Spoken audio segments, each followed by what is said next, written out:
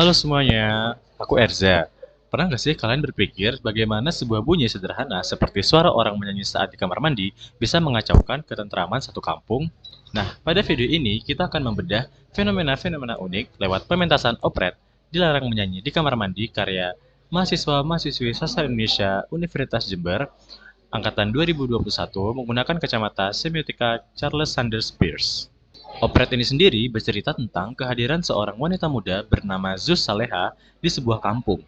Setiap kali mandi, Zuz Saleha punya kebiasaan menyanyi dengan suara yang merdu dan khas. Masalah muncul ketika suara nyanyian dan deburan air dari kamar mandinya ternyata memicu imajinasi erotis yang liar di kepala bapak-bapak sekampung. Akibatnya, para suami jadi dingin kepada istri mereka sendiri.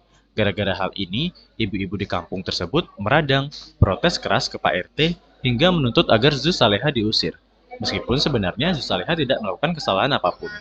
Nah, dari konflik yang menggelitik sekaligus penuh kritik sosial inilah, kita bisa masuk ke ranah semiotika. Ingat kembali bahwa Peirce membagi tanda menjadi 3 elemen utama. Yang pertama, representamen atau wujud tandanya. Yang kedua, objek atau hal yang diwakili, dan interpretan alias pemaknaan yang muncul di kepala kita. Tanda ini nantinya bisa berupa ikon, indeks, atau simbol.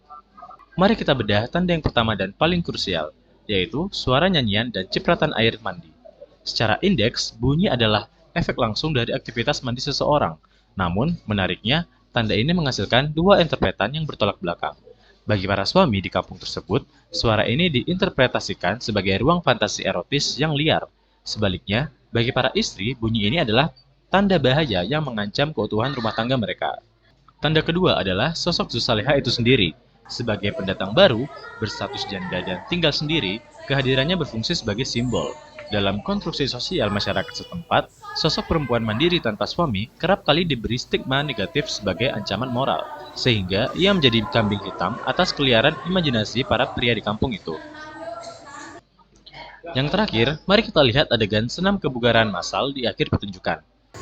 Gerakan senam dan musik kolektif ini adalah simbol dari kontrol sosial.